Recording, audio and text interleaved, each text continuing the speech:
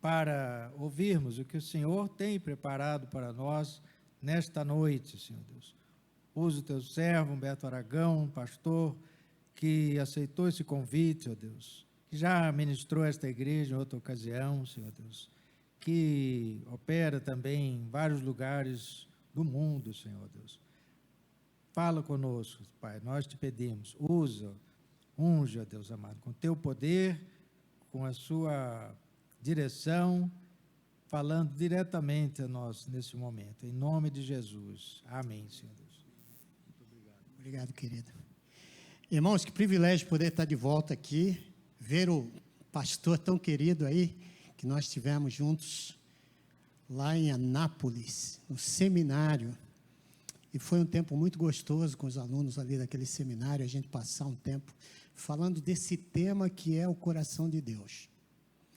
Se você quer traduzir algo melhor do que isso, que missões tem a ver com o que Deus tem no seu coração para esse mundo. Missões não é um programa, missões é a igreja. A igreja é a missão de Deus para esse tempo. Eu estava lendo no outro dia a palavra de Deus e buscando, sobre essa questão de migração. A gente está falando sobre esse tema, rompendo as correntes. Foi um tema que, conversando com meu irmão aqui, a gente, no final, esse é um tema importante para esse tempo. 304 milhões de pessoas vivem deslocadas do seu status natural, da sua casa, dos seus negócios, de tudo que eles tinham em determinado lugar no mundo, eles foram deslocados. Só em 2024, dados do Acnur, até 2025, nós temos aí 122 milhões de refugiados. Gente que foi deslocado por força. Não é questão de ser deslocado porque faltou a economia no país, então eu vou sair daqui e vou para os Estados Unidos.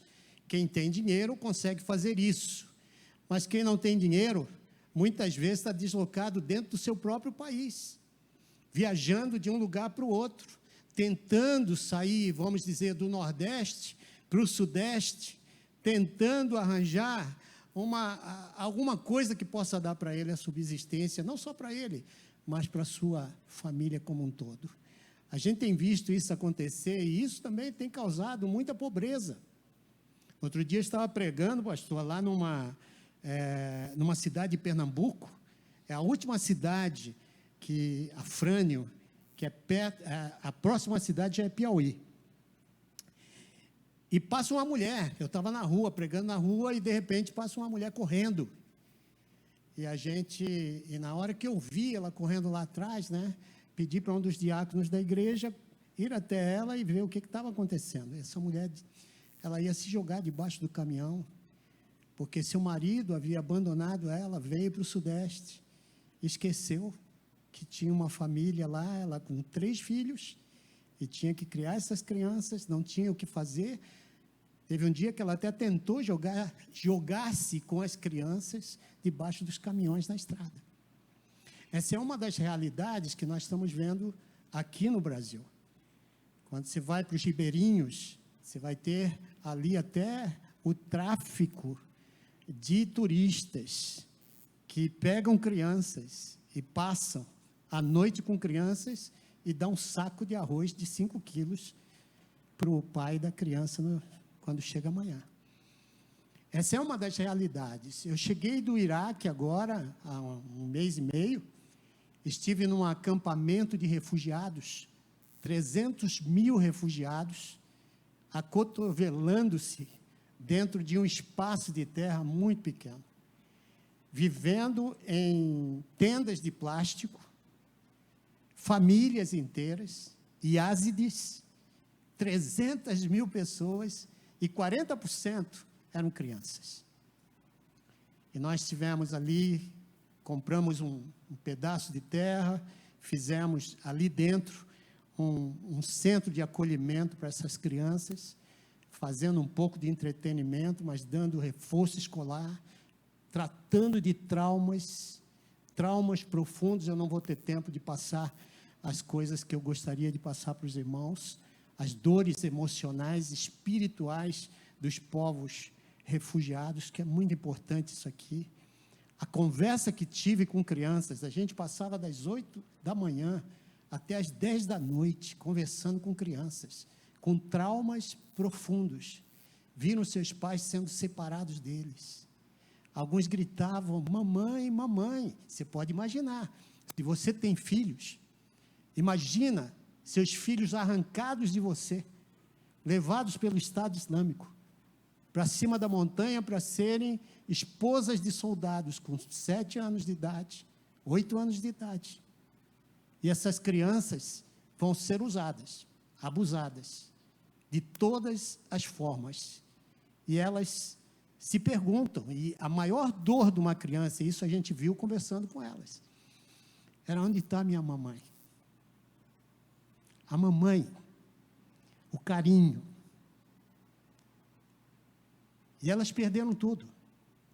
Me lembro que elas, conversando com elas, eu perguntei: vocês conhecem a Deus, o Deus Jeová? Não o Deus do islamismo, Alá, mas o Deus Jeová.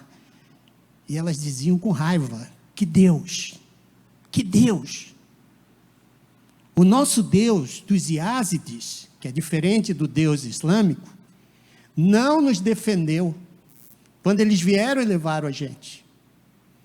O Deus dos islâmicos não vieram, eles gritavam: Alá seja louvado, e decepavam a cabeça dos nossos pais na frente da gente, e levaram a gente para sermos escravos, para sermos esposas. E o Senhor vem falar de Deus. Ao invés de o Senhor falar de Deus, mostra Deus para nós. Pastor, isso aqui foi duro para mim. Pastor há 47 anos, servindo a Deus aqui no Brasil. É mole servir Deus no Brasil. O duro é quando você quer servir a Deus de uma maneira, eu não vou dizer radical, mas normal, de um verdadeiro servo, discípulo, aqui no Brasil ou em qualquer lugar do mundo. Porque quando as instituições não respondem, o que nos resta? A igreja. Amém? É a igreja. A igreja é a voz profética. A igreja é aquela que se levanta no meio da injustiça. A igreja é aquela que, quando vê o que Jesus viu. Esse texto aqui, eu gostaria que você fizesse uma lição de casa para domingo. Será que Jesus pegou Isaías 61, verso 1 e 2, porque ele está mencionando em Lucas 4, 16 a 21, Isaías 61, verso 1 e 2. Será que ele pegou aleatoriamente esse texto? Quando o rabino deu na mão dele o rolo de Isaías, Jesus foi desenrolando. E ele chega em Isaías, que hoje nós temos Isaías 61, verso 1 e 2. E aí ele lê Isaías 61, verso 1 e 2. O Espírito do Senhor está sobre mim, pois que me ungiu para levar o evangelho aos pobres. E aí ele vem com 5 temas importantes. Isso não é um texto aleatório. Isso está ligado a uma profecia. Uma profecia que começa lá em Isaías capítulo 58. E vai se desenvolvendo até o capítulo 61. Nessa profecia, você vai ver Deus olhando para frente diante de uma realidade. Qual era a realidade daquele povo? A verdade está tropeçando nas praças. Capítulo 59, Deus começa revelando ali, através de Isaías, uma realidade de que Parece que o braço do Senhor está tão encolhido que não pode nos alcançar. E os ouvidos do Senhor está tapado que já não consegue ouvir a gente. Irmãos, quando o povo de Deus se esquece das injustiças que estão acontecendo, não tem saída, não tem esperança para o povo. O Evangelho é o poder de Deus para a transformação dos corações. Você crê nisso? Você crê nisso? Eu creio. Eu tenho visto isso. Mas Isaías 59, você tem lá um contexto que parece o contexto do Brasil. Que parece o contexto do mundo aí fora. A verdade tropeça nas praças, não há quem faça o bem, as pessoas recebem suborno, e o povo está dizendo, parece que o braço do Senhor está encolhido, que já não pode alcançar a gente. Não, Deus fala através de Isaías, vocês que se afastaram de mim, vocês estão tão longe que já não conseguem mais me ouvir.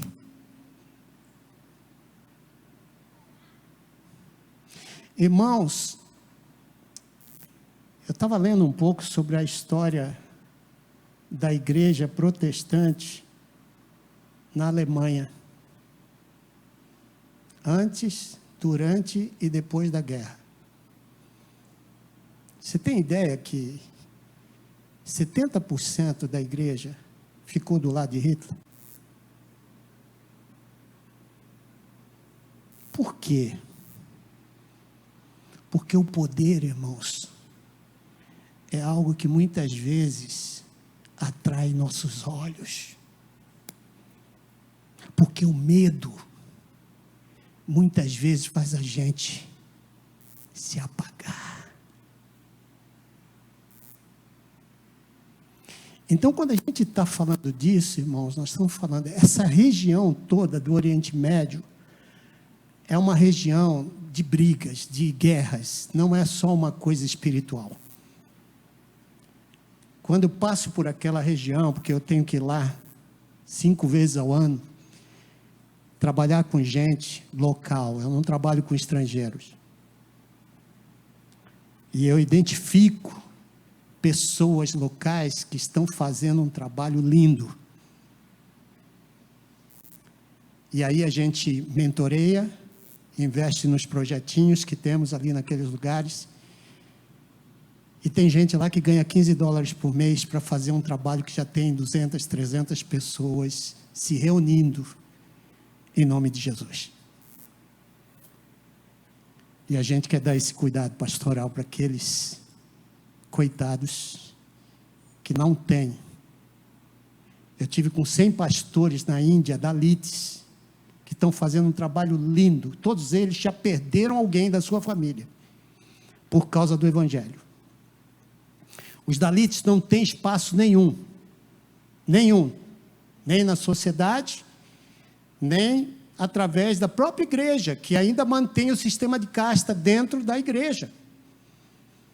O Dalit não canta, não prega, o Dalit tem que sentar lá atrás, é um apartheid indiano. E aqueles homens vieram descalços, com aquela gravatinha que parecia que saiu da boca do boi, tudo amassadinho, que parecia uma sanfona. Mas eles vieram com a melhor roupinha deles, descalços. E a gente perguntava quanto é o seu salário, eles 15, juntando pratos de arroz com pratos de arroz, durante o mês inteiro, e uma coisinha para dar um gosto, $15. Irmãos, a gente chorava lavando os pés daqueles homens. Cada um deles tiveram sonhos. E Deus trazendo almas. Teve um imã, que eu tive contato com esse imã islâmico. Ele tem um sonho, pastor, que essas coisas, né, que a gente tem que lidar quando você está num lugar que nem Bíblia tem. Se a gente não vai, as pedras clamarão. E eu acredito, irmãos, porque num lugar como esse, que a Bíblia não foi traduzida nem para o idioma daquela gente, como é que Deus vai falar? E Ele fala.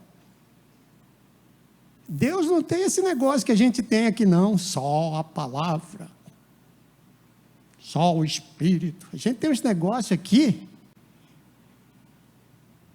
Quando Deus quer fazer o que Ele tem que fazer, e Ele vai fazer, porque é plano dEle, Ele é Senhor e Ele é Deus, Ele faz. Aquele homem teve aquele sonho que ele tinha que buscar alguém naquele centro rural. Irmãos, para chegar naquele lugar, eu fui 3 horas de tuk-tuk. Você sabe o que é tuk-tuk? Depois entra no Google e pede uma foto do tuk-tuk. Num lugar, pastor, que o melhor que a gente conseguia ficar em cima era isso aqui. 3 horas. Até a identidade, quando eu tirei, estava assim a foto. Brincadeira, viu, irmãos? Mas olha que coisa interessante. Quando eu cheguei lá e tive contato com esse homem, ele teve esse sonho. Deus disse para ele que ele tinha que buscar uma casa de um determinado senhor dentro daquela zona rural. E esse homem tinha uma Bíblia. E aí ele pede a Bíblia para esse homem, o homem dá a Bíblia para ele. Ele era o imã. E ele começa a ler e vai se convertendo através da leitura da Bíblia. E esse homem faz um discipulado com ele, ele vem para Jesus e traz 500 pessoas islâmicas para aquele lugar. Irmãos, eu dormi, quando eu cheguei naquele bairro, naquela zona rural ali, eu dormia em cima de um banco assim, de madeira, e um mosquiteiro, para os bichos não levar a gente. O banheiro, pastor, tinha que andar uns 100 metros para chegar no meio do mato. Aí era aquele buraco no chão, eu já conheço isso de anos, que você fica naquela posição de goleiro, né? Aí quando termina a obra, você tem que usar a mão esquerda. É muito interessante a vida e a cultura nesses lugares. Se você quer ser missionário, esquece esse negócio de boa vida. E coloque, aliás, se você quer ser um verdadeiro cristão, coloque no seu dicionário a palavra sofrimento. Porque não há cristianismo sem cruz. Estamos juntos, irmãos? E aquele homem me chamou para pregar na sua igreja. Sabe o que era a sua igreja? Era um lugar assim, tipo um campo de futebol, sem nada em cima, e todo mundo sentado no chão. Prega, pastor. 2, 3 horas, pastor, pregando. Eu emendava sermão no outro sermão, porque não dava. 3 horas de culto. E no final, eu tinha que orar por todos que quisessem oração. Irmãos, que fila. Para a gente orar um por um. E teve uma senhora que veio com uma garrafinha de água. Você tem que entender que eu estou falando para um grupo de ex-muçulmanos, que não tinha qualquer contato com o cristianismo, mas que acreditavam no poder do Deus Jeová. E aí aquela senhora me vem numa fila de oração, já está cansada de tanto orar, ela me pega aquela garrafinha de água, pastor, e fala, ora por essa água para mim, porque eu vou passar nos meus olhos, que eu estou com os problemas sérios de visão, e eu queria que o senhor orasse, porque eu sei que Deus vai fazer o milagre. E olha assim, a fila, o negócio era grande. E eu falando, meu Deus, eu nunca fiz isso. Senhor, lá no Brasil, eu sou baptista. Eu tenho um jeito de orar, eu tenho um jeito de fazer. Mas aquela mulher, ela cheia de fé, com aquela garrafinha de água. E eu não sei de onde veio aquela água, viu? Porque também tem essa. Depende do lugar que você está, você não pode nem a água daquele lugar, você pode beber. E aí então, peguei aquela garrafa e orei, com fé, irmão, Senhor, faz aquilo que eu não posso fazer. Faz aquilo, Senhor, que a gente não tem nem ideia, para que essa mulher tenha uma experiência contigo e que venha para ti, Senhor, porque tu és Deus, tu és Senhor, tu és aquele que eu creio. Irmãos, quando Jesus está dizendo essas palavras aqui, ele está pensando lá atrás, havia um povo orando por um Messias. Deus, no capítulo 60, ele promete o Messias. No capítulo 59 está o contexto inteiro da realidade de um povo que já tinha se afastado de Deus e não era nem exemplo para eles. E quando o povo de Deus não é exemplo, Deus desce. Se lembra disso? Quando lá no Egito, o povo está fugindo. Antes de fugir, antes de qualquer coisa acontecer, o povo aflito, em dores, começa a clamar. Você sabia que Deus gosta de gente que clama quando está passando por dores? Dores físicas, dores espirituais, qualquer tipo de dor. Deus fica olhando. No capítulo 59 diz que Deus buscou um que fizesse o bem e não encontrou. Não encontrou um. Todo mundo tramava para pegar o outro. Todo mundo tramava para ver o outro numa situação ruim. E, logicamente, o próximo passo é violência. É violência, arrancar de você o que você tem.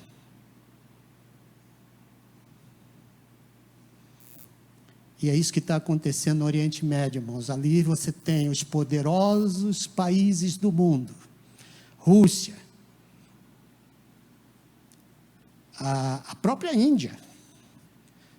Você vai ver Estados Unidos. Todos esses países têm interesse no Oriente Médio. Interesse no óleo.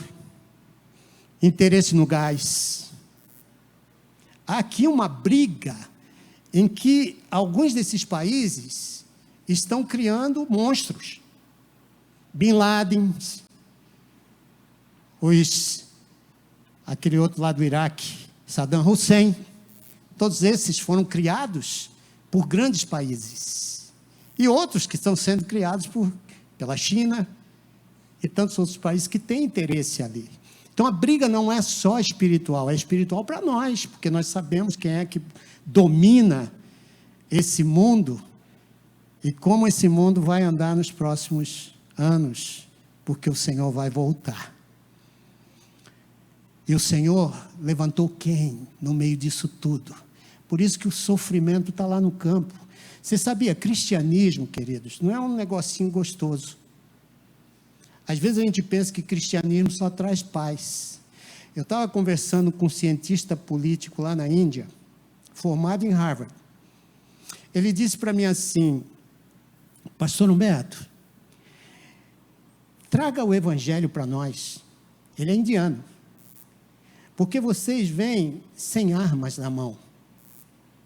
O poder de vocês está na transformação da mente e do coração dos indianos. Porque se esse povo transforma a sua mente e o coração, esse país vai ser diferente. Nós vamos acabar com o sistema de castas. Nós vamos ver um país progredindo. Nós vamos ver distribuição. Nós vamos ver uma série de coisas. Traga Jesus para nós. Não demore. E deixa eu dizer para o senhor uma coisa. Ele dizia para mim assim: o cristianismo é uma bomba relógio. Porque ele entra e vai trabalhando contigo. E aqui está o problema das perseguições. Quando o cristianismo entra, ele vai transformando você de dentro para fora. Conhecereis a verdade vos liberta. Essa verdade de Deus, irmãos, é a verdade de um Deus que, ao invés de você ficar orando para subir, você deveria estar orando para descer. Por quê? Porque Deus desce por tua causa. Deus desceu através do seu Filho. Às vezes a gente fica pensando muito na nossa teologia, a gente pensa no nascimento virginal, aí dá um salto para morte e ressurreição de Cristo, as cartas paulinas, e a gente esquece que Jesus ele veio para estabelecer o quê? O seu reino. O reino de Deus é para já. Por isso que quando você ora, venha o seu, seja feita a sua, aonde? E a minha pergunta é, a vontade de Deus é feita aqui na terra como ela é feita nos céus? E se ela não é feita, o que está faltando? Você está entendendo o que eu estou dizendo? É uma questão, irmãos, de que o reino de Deus precisa ser restituído. Quando Jesus está dizendo essas palavras, ele vai no final dizer: hoje se cumpriu diante dos vossos olhos as Escrituras, está lá no verso 21. Hoje se cumpriu diante dos vossos olhos as Escrituras. O que ele estava dizendo? Vocês não estavam esperando o Messias? Sou eu. Vocês não estavam esperando o rei? O rei está aqui. O reino está plantado. E o reino significa uma mudança de mentalidade, uma mudança de consciência, não de comportamentos, mas de consciência. Eu começo a ter a consciência de Cristo, os sentimentos de Cristo, a forma de Cristo andar pelo caminho, o jeito de Cristo olhar para o mundo. E uma das coisas que você vai ver em Cristo é que ele desce para lidar com a situação, não é para ficar vendo e se escondendo. Por isso que o Evangelho, irmãos, é o poder de Deus de transformação. A gente tem que acreditar nisso, não é a política. Não é a política. Não são ideologias humanas. Essas são temporais. A palavra de Deus nunca passa.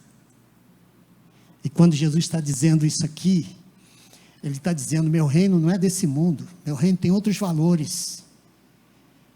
Enquanto o mundo quer subir nas posições, no poder, na fama, e ganhar as nações, irmãos, o Senhor está dizendo, desce, vai lidar com quem sofre, vai lidar com aquele que não tem voz, vai dar comida ao pobre.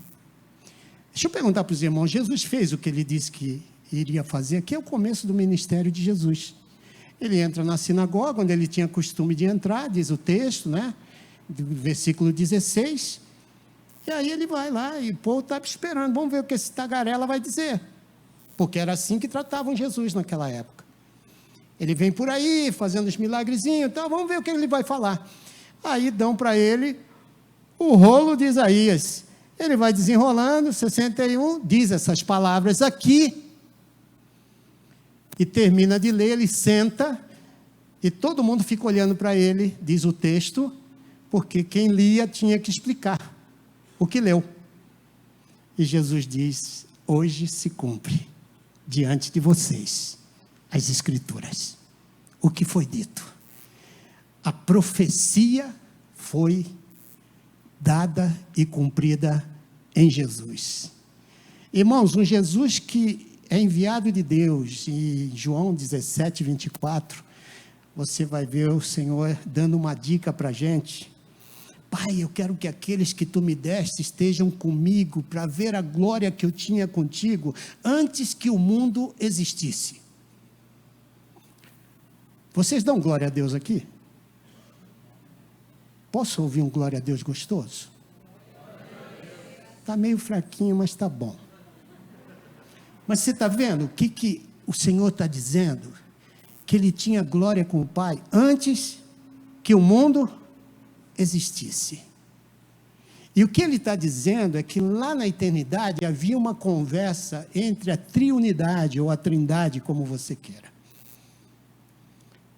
Filho, na plenitude dos tempos eu vou te enviar para morrer pela Rúbia, que eu ainda não criei.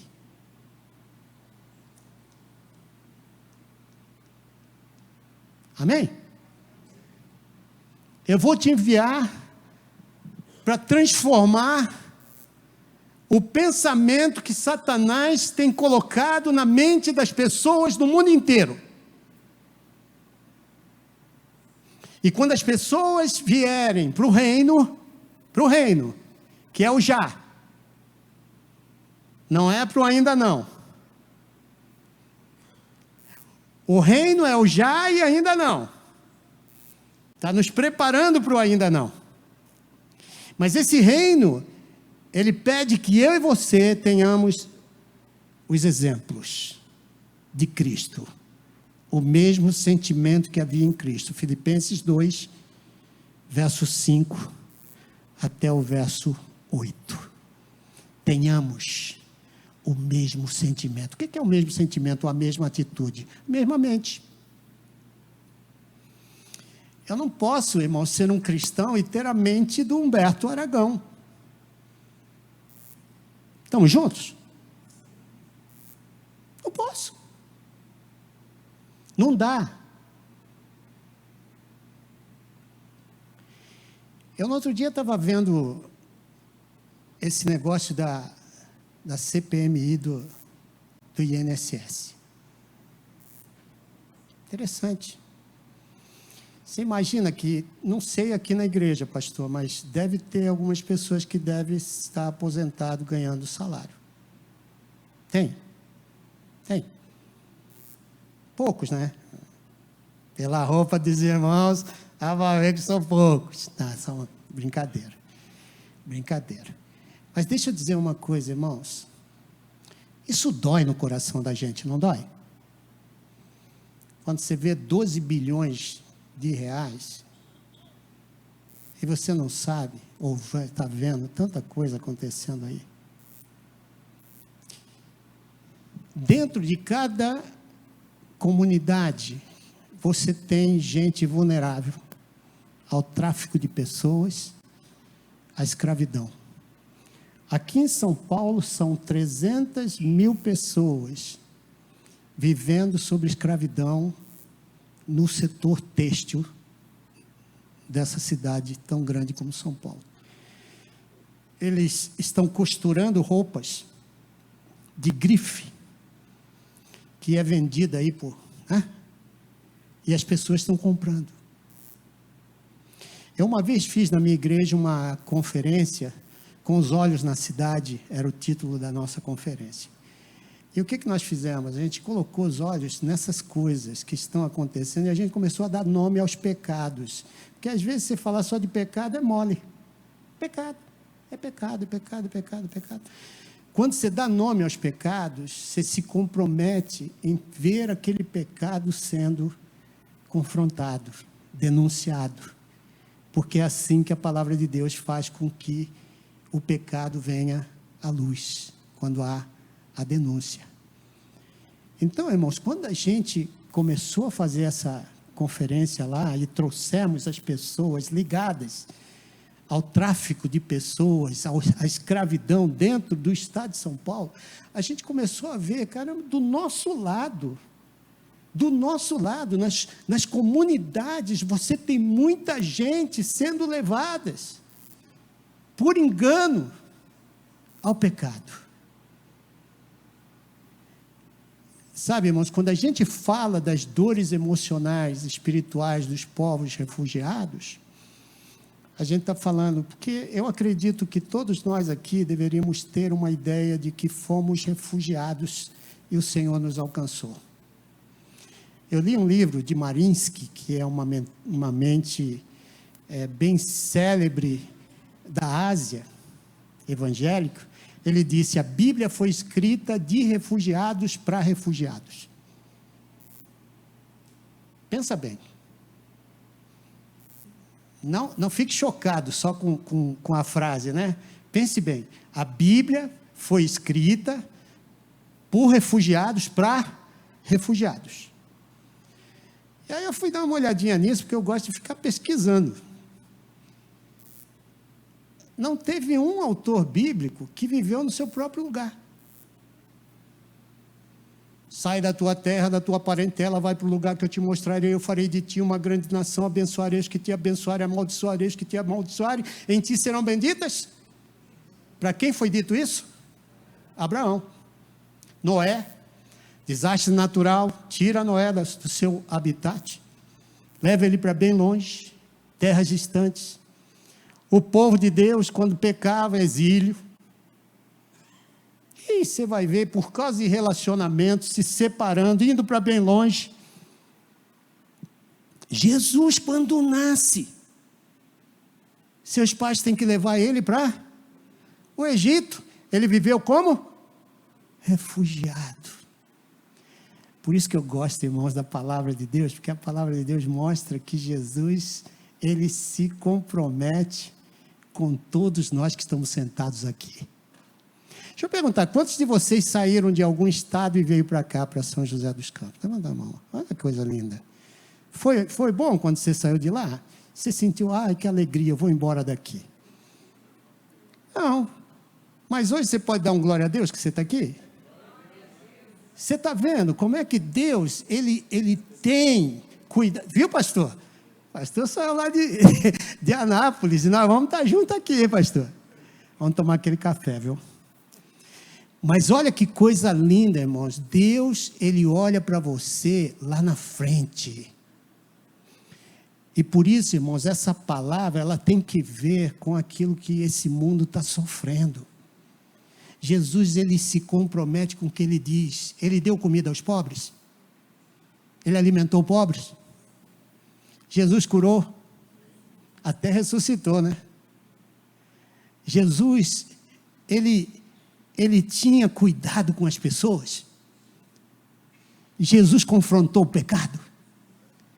Você se lembra aquele dia que ele entra e fala: "Ô raça de víbora, sepulcro caiado, vocês que comem da gordura do meu povo." Jesus não era essa coisinha bonitinha, muitas vezes terapêutica, que muitas pessoas estão usando nos púlpitos para abafar. Jesus tem uma palavra para a igreja dele, irmãos. Quando nada funciona, a igreja é a resposta. Temos o Espírito Santo de Deus. É o Espírito Santo de Deus que tem dado para mim e para você esse poder de ver coisas acontecendo que nossos olhos nunca viram. De ver ministérios acontecendo que nós nunca tivemos. Temos um montão de refugiados aqui na cidade. Talvez aqui não tantos, mas em São Paulo estamos cheios de refugiados. Nós estamos trabalhando com essas crianças, irmãos. Eu estive na Síria. A Síria hoje mata 100 cristãos por dia. Por dia. Tem o meu irmão, Johnny, lá na Nigéria. O Johnny está cuidando de 50 órfãos, desses homens e mulheres que foram mortos nesses últimos dias, lá na Nigéria. 7.000 pessoas foram mortas, desde o começo do ano até agora, ali na Nigéria.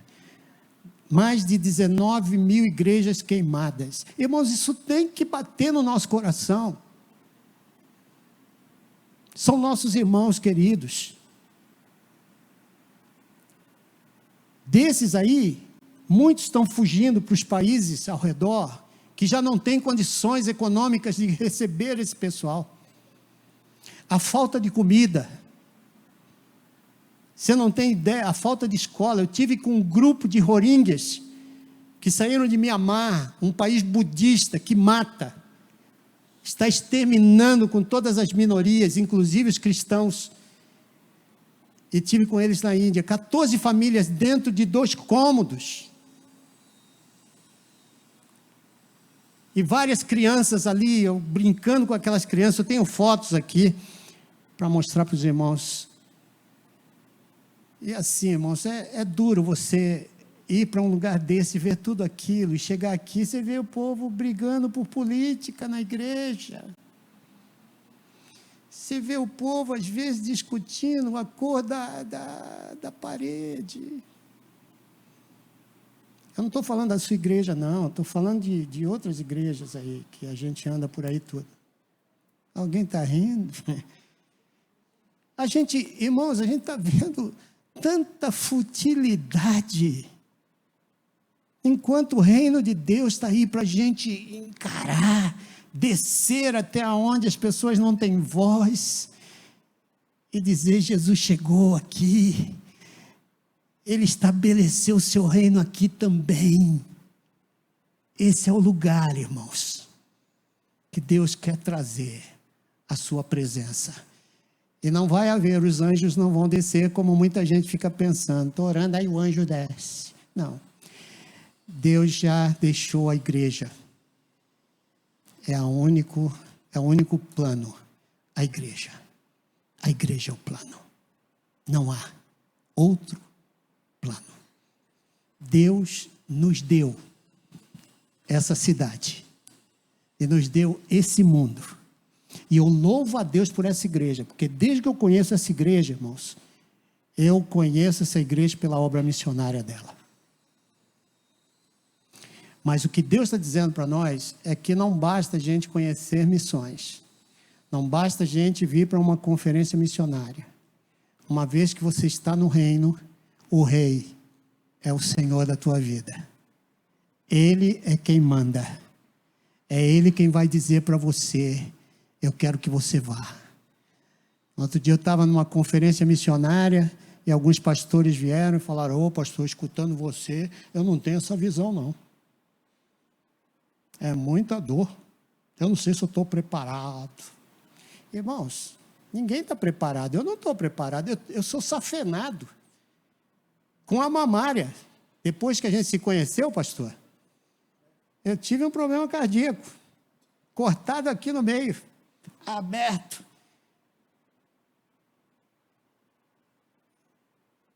Se alguém vai reclamar, vamos conversar um pouco. Deus quer usar a igreja dele, não há outro plano. E Ele quer fazer aquilo ali.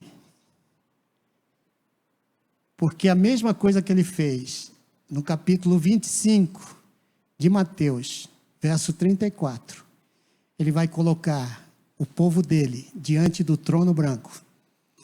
E Ele vai perguntar, e vai dizer para eles: bem-vindo, servos, ovelhas. Que Ele vai separar as ovelhas dos bodes, segundo o texto. E aí Ele vai dizer uma coisa: vinde benditos para o reino que eu vos preparei antes da fundação do mundo. E aí Ele vai dizer a mesma coisa: eu estava com fome, me deram de comer. Estava com sede, estava com frio. Você vê? As mesmas coisas que Ele começa o ministério dizendo que Ele iria fazer em Lucas 4, lá em Mateus 25, Ele está dizendo agora para nós: e vocês? Fizeram? Parece que é um caráter do cristão. Não é uma questão de serviço beneficente ou obra social da igreja. Não é nada disso, é o caráter. Porque o mesmo caráter que Cristo tem, o mesmo sentimento de Cristo, é o sentimento do crente. Não precisa pedir. Eu faço. Porque o Rei está em mim, pelo seu Espírito. Amém? Podemos ir embora hoje? Tranquilos? Missões é isso. É você se encontrar ou ser confrontado com o estado miserável que o mundo se encontra. Durante o ano inteiro, vocês ouvem o pastor Luiz, os outros irmãos da escola bíblica aqui na igreja, a gente vai se alimentando dessa palavra tão rica. Aí chega a conferência missionária, Deus fala, e agora? E agora? Para onde vai todo esse ensinamento? O mundo aí está esperando. Irmãos, tem muitas crianças daqui que podem ir para o tráfico de pessoas. Tráfico de pessoas não tem classe. Amanhã eu vou falar um pouco mais sobre isso. Os preços dos órgãos, do tráfico de órgãos. Nós estamos falando aqui, irmãos, do terceiro crime mais rentoso do mundo. O tráfico de pessoas. E o mundo está atraindo tanta gente através da mídia, através de conversas. E essas pessoas se fazem escravos e vão se tornar em algum momento uma pessoa deslocada, sem documento, sem nada, com a sua emoção totalmente destruída. E perguntando, minha mãe está viva? Porque são familiares que foram deixados. Que Deus levante a gente, irmãos.